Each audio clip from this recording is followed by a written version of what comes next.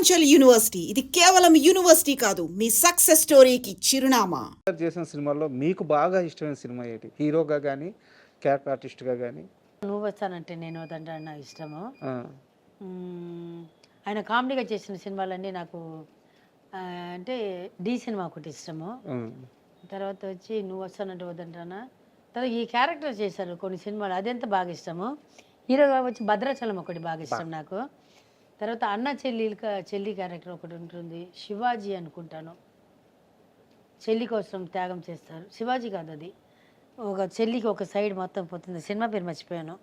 సంగీత చేసింది sister character. Okay. Wife character Sangeetha అని చేసింది. అన్నాళ్ళు మొత్తం అందరు మోసం చేస్తారు, అన్న తమ్ముళ్ళు అంతా మోసం చేస్తారు. వైఫ్ కోసం ఇది చేస్తారు, వాళ్ళ కోసం అన్ని త్యాగం చేసి క్లైమాక్స్లో తెలుస్తుంది వీటిలో అన్న తమ్ముళ్ళు మోసం చేశారని. ఆ సినిమా ఒకటి బాగా ఇష్టము. కొన్ని కొన్ని సినిమాల్లో చేశాను నేను. ఆయన సరిగా చేయకపోయినా చెప్పేస్తాను బాబాకి, బాబా ఈ సీన్ సరిగా చేయలేదు అని చెప్పేస్తాను. చాలా సినిమాలు ఉన్నాయి. అండ్ మగధీర సమయానికి శ్రీహరి గారు హీరోగా ఆయన చాలా బిజీగా ఉన్నారు. యాక్చువల్లీ చెప్పాలంటే ఫస్ట్ మహేంద్ర చూసినప్పుడు, సారీ చరణ్, మహేంద్ర చెప్పినప్పుడు అప్పుడే బావ వచ్చి ఈ క్యారెక్టర్ చేస్తున్నారు, సపోర్టింగ్ క్యారెక్టర్ చేస్తున్నారు.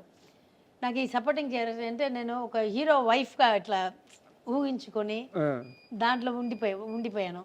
అప్పుడు ఇట్లాంటి క్యారెక్టర్ వచ్చినప్పుడు హీరో వేరే సపోర్టింగ్ క్యారెక్టర్ వేరే కదా, హీరోనే కదా అని ఒక ఇది ఉండింది. తర్వాత మహేంద్ర ఒప్పుకున్నప్పుడు కూడా నేను చెప్పాను, అది నువ్వు వస్తున్నా కూడా రాజుగారు ఇంటికి వచ్చారు. మహేంద్రకి డైరెక్టర్ ఎవరు, రాజమౌళి కూడా వచ్చారు ఇంటికి. వచ్చి చెప్తే మళ్ళీ బాబాకి రాజుగారు వచ్చి చెప్పినప్పటికీ అది చెప్పాను నేను, వద్దు బాబా అంటే చూసా సినిమా సూపర్ డూపర్ హిట్ అయింది. బాబాకి కోట్ల మంది చెల్లెలు దొరికారు ఆంధ్రప్రదేశ్లో. సేమ్ మహేంద్ర చేసినప్పుడు అప్పుడు చెప్పాను, రాజమౌళి గారు వచ్చి కథ చెప్పారు. బాబా చెప్పారు ఒక ఇంపార్టెంట్ క్యారెక్టరే, ఇంటర్వల్ తర్వాత వస్తుంది, తర్వాత క్లైమాక్స్ సెకండ్ హాఫ్లో వస్తుంది, మంచి క్యారెక్టర్. అంటే రాజమౌళి గారు అంటే ఎంత పెద్ద డైరెక్టర్, అయినా మోసం చేయరు. అంటే కూడా రాజమౌళి గారిది హీరో అంటే ఫస్ట్ సినిమాలన్నీ వదిలేసి చేయమని చెప్పేదని. దాంట్లో క్యారెక్టర్ అనేటప్పుడు మనకి బాబా ఫస్ట్ నాకు కథ చెప్పలేదు, ఫస్ట్ వద్దని చెప్పాను. బాబా వద్దు బాబా మళ్ళీ ఇది అంటే మళ్ళీ బాబా నాకు కథ చెప్పారు. చెప్తే కూడా నాకు అంత ఎక్కట్లేదు. తర్వాత సినిమా చూసిన తర్వాత నాకు తెలిసింది ఈ క్యారెక్టర్ లేకపోతే సినిమానే లేదని. అంటే రాజమౌళి గారు మనసులో ఎంత పెట్టుకుని చేసి ఉన్నారనేది నిజంగా రాజమౌళి గారికి థ్యాంక్స్ చెప్పాలి.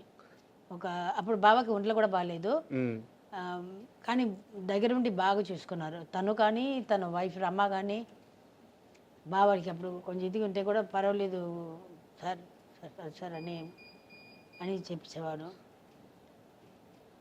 అట్లాంటి సినిమాలో మహదీర, ఇప్పటికి మహదీర వేస్తే ఎట్లయినా ఒక 100 సారి చూసి ఉంటాను. ఫస్ట్ గుర్రం మీద వస్తారు, నాకు అది ఫిషర్మన్ క్యారెక్టర్, అది ఒకటి చెప్పుకోండి, అది సాల్మాన్ క్యారెక్టర్, అది నెట్ వేసి వల వేసి పట్టుకుంటారు కదా, ఆ సీన్ ఒకటి బాగా ఇష్టం నాకు. తర్వాత వారికి వస్తాడు ఫస్ట్ షేర్ ఖాన్ ఇంట్రొడక్షన్స్, ఇది ఒకటి ఉంటుంది, అది ఒకటి బాగా ఇష్టం. లాస్ట్లో హీరో క్యారెక్టర్ చచ్చిపోయినప్పుడు మళ్ళీ పుడతావురా భైరవా అని చెప్తారు చూడండి, ఆ సీన్ ఒకటి ఇప్పటికీ ఈరోజు వేసినా కూడా కూర్చొని ఎంత పని ఉన్నా సరే అది వదిలేసి వచ్చి మళ్ళీ వచ్చి కూర్చొని చూస్తాను. మీరు డైలాగ్స్తో సహా చెప్పేస్తున్నారు. నాకు చాలా సారి అంటే ఎన్ని 100 సార్లు చూస్తుంటాను. నాకు బాగా గుర్తు, అంటే చాలా తక్కువ వయసు మేడం, మరీ చిన్నపిల్లనేం కాదు. అయితే చిరంజీవి గారు ఆడియో ఫంక్షన్లో చెప్పారు, మగధీర కథ చెప్పాడు, చరణ్ని ట్రైన్ చేస్తున్నాము అంతా ఓకే, కానీ ఒక క్యారెక్టర్ ఉంటుంది, శ్రీహరి వేస్తే సినిమాలో ఆ క్యారెక్టర్ ఉండాలి, లేకుంటే ఆ క్యారెక్టర్ ఇంకెవరు మోయలేరు. బట్ శ్రీహరిని అడగాలంటే చిన్న సంశయం, హీరోగా చేస్తాడో లేదో అని చెప్పి శ్రీహరి గారి దగ్గరికి వెళ్తే, చరణ్ నా బిడ్డ, అంటే నా బిడ్డ లాంటోడు చరణ్, నేను చరణ్కి దగ్గరుండి అన్నీ నేర్పించుకున్నాను, చరణ్ని బయటికి తీసుకెళ్ళి జిమ్నాస్టిక్ చరణ్ ఒక ఒక 4-5 రోజులు మన ఇంటికి కూడా చిరంజీవి గారు ఫస్ట్ ఇక్కడే పంపించారు. ట్రైనింగ్ కోసమా? ట్రైన్ ఇది వచ్చి జిమ్ బాడీ దీనికి ఉమ్. ఫస్ట్ బాబా చరణ్ 5:30కి వస్తున్నారా, బాబా 5 o'clock ఉంటాడు. ఆ. బెండ్ తీసేశారు. తర్వాత 4 days తర్వాత రాలేదు, చరణ్ రాలేదు. చిరంజీవి గారు ఫోన్ చేసి చెప్పారంట, ఆ. అంటే నేనున్నాను పక్కన, ఇట్లా బాబుని పంపిస్తున్నాను, నువ్వు కొంచెం బాడీ బిల్డప్ అది చేయి హరి అని. సరేనా నేను చేసుకుంటానని. చరణ్ వచ్చే ముందే బాబా రెడీగా ఉంటారు. ఒక 4 రోజు ఈయన పిసికేస్తారు. ఈయన ఈయన రాక్షసుడు కదా మా ఆయన. ఉమ్. అతను చాలా చిన్నపిల్లడు. మరి ఈయన చేసిన వెయిట్స్ ఇది అన్నీ చేయమంటే కొంచెం కొంచెంగా పెంచాలి, కానీ ఒకటేసారి చేయమంటే ఎక్కడ చేస్తారు. 4 days వచ్చాడు, తర్వాత రాలేదు. ఒక్కసారిగా ఈ బస్కిల్ ఉంటాయి కదా మేడం, ఒక్కసారిగా 500 దాకా చేస్తారంట. బాబా హెవీగా చేస్తారు. మార్నింగ్ 4:30కి లేస్తే హాఫ్ అన్ అవర్ పూజలో కూర్చుంటారు. ఆ. తర్వాత వచ్చి చేస్తే 1 hour కంపల్సరీ ఎక్సర్సైజ్, అన్ని వెయిట్స్ అన్ని వెయిట్స్ చేస్తారు. ఆయన ఎంత ఇప్పుడు నా పెద్దబాబు చిన్నబాబు చేస్తున్నారు.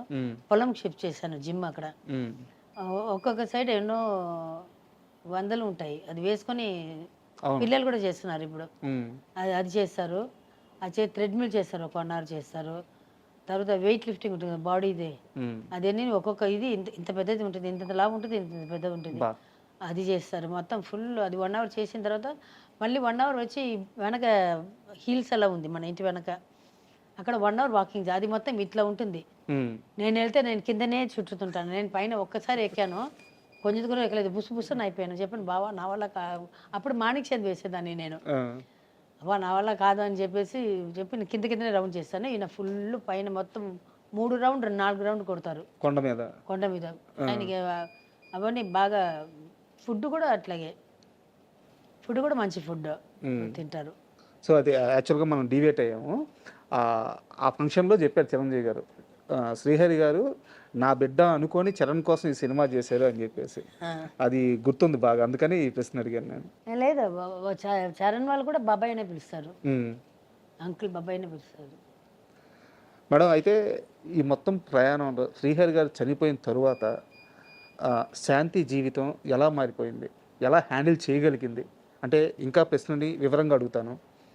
2 చిన్న బిడ్డలు అప్పుడు అంటే మీ క్షేమం కోరే చుట్టూ ఉన్న బంధువులు ఎవరు లేరు, సపోర్ట్ ఎవరు లేరు. ఒక రకంగా చెప్పాలంటే మీ ముగ్గురు మిగిలిపోయారట ఒంటరిగా. మీకా బయట ప్రపంచం తెలియదు. ఆ జీవితాన్ని ఎలా లీడ్ చేయగలిగారు? నేను ఒక 7 years వేరే లోకంకి వెళ్ళిపోయానండి, బయటికి రాలేదు. అర్థమవుతుంది అందరికీ.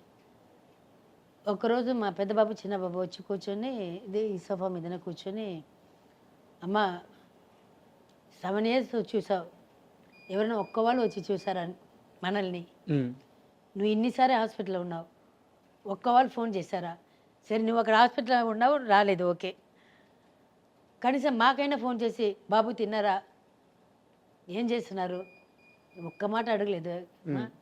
నేను అట్లా చూస్తాను, మరి నువ్వు కూడా వెళ్ళిపోతావు ఎట్లమ్మా? ఒక్కసారి నా కంట్లో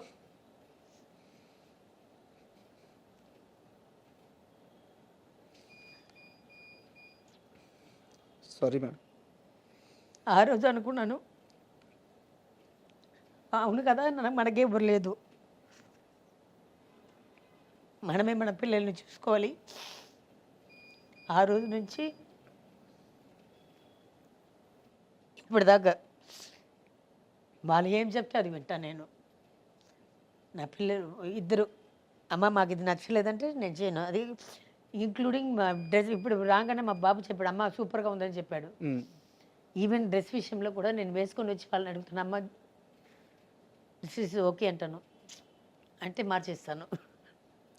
వాళ్ళకి నచ్చిందే చేస్తున్నాను, వాళ్ళకి నచ్చిందే చేస్తాను. ఏ విషయంలో కానీ వాళ్ళు ఇప్పటికి వాళ్ళ తిండి విషయం నుంచి ఇంకా ఫ్యూచర్లో వాళ్ళ పెళ్లి విషయం కూడా, వాళ్ళు లవ్ చేసిన పిల్లల్ని పెళ్లి చేసి పెడతాను.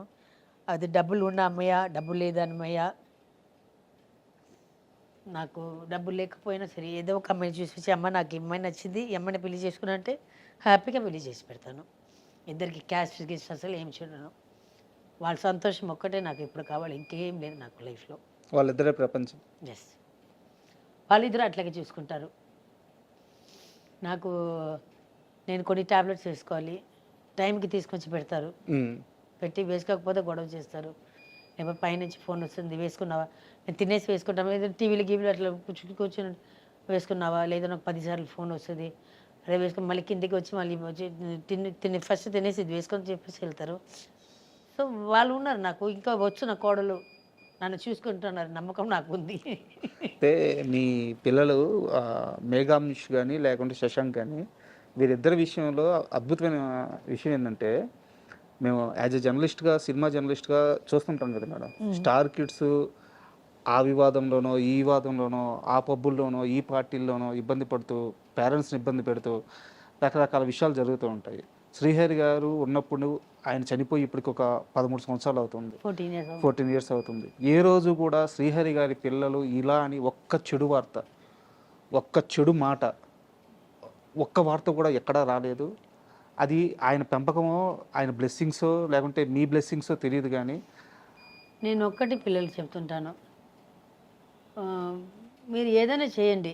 ఇప్పుడు నేను చెప్పాను లవ్ విషయంలో వచ్చి బాగా అగేన్స్ట్, వాళ్ళకి వచ్చి వాళ్ళ క్యాస్ట్లోనే పెళ్లి చేసి పెట్టాలని ఒక కోరిక ఉండింది.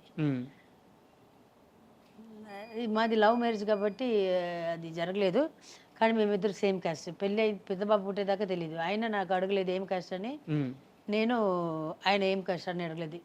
తర్వాత ఈ ముస్లిమ్స్ ఉంటారు కదా, అది అని చెప్పేసి కనుక్కుంటే, ఎందుకంటే మా అమ్మ ఒక క్యాస్ట్, మా నాన్న ఒక క్యాస్ట్, అడుగుతుంటే అప్పుడు తెలిసింది సేమ్ క్యాస్ట్ అని. అన్ని సంవత్సరాలు ప్రేమించుకున్నారు, పెళ్ళి అయ్యింది, పిల్లలు పుట్టి, ఎప్పుడు మీ ఇద్దరి మధ్య క్యాస్ట్ ప్రస్తావన రాలేదు. పెద్ద బాబు పుట్టేదాకా మాకు తెలియదు. ఇంచుమించు 7 సంవత్సరాలా? 7 సంవత్సరం 7 ఇయర్స్ 7 ఇయర్స్ నాకు తెలీదు. అబ్బా, ఆయన అడగలేదు ఎప్పుడు, నేను ఆయన అడగలేదు. ఆయన మనిషిగా చూసారు, నేను మనిషిగా చూసాను. ఆయన హృదయం నేను చూసాను, నా హృదయం ఆయన చూసారు, అంతే. సో ఇప్పుడు బాబా వచ్చి పోయిన తర్వాత బాబాకి ఎక్కడ, మీరు చెప్పారు కదా ఎక్కడ చెడ్డ పేరు అనేది లేదు. నేను ఒకటే చెప్పాను, మీరు ఏదైనా చేయండి, పిల్లలు కొంచెం అటు ఇటు ఉంటారు, అంత నీట్గా ఉంటారని చెప్పలేము మనము. కానీ అప్పాకి ఇప్పుడు దాకా ఇన్ని సంవత్సరాలు ఇండస్ట్రీలో ఉన్నారు, ఎక్కడ ఒక చెడు మాట లేదు. కరెక్ట్.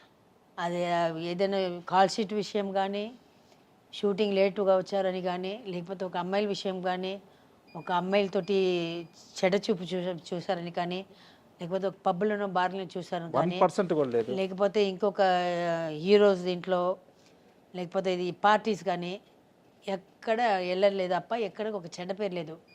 ఆ పేరు మాత్రం చెడగొట్టవద్దు. అదే మీకు నాకు ఇస్తున్న మీ అప్పకి ఇస్తున్న పెద్ద గిఫ్ట్. ఇంకే చేయొద్దు, ఏం చేయదు, అది ఒకటే.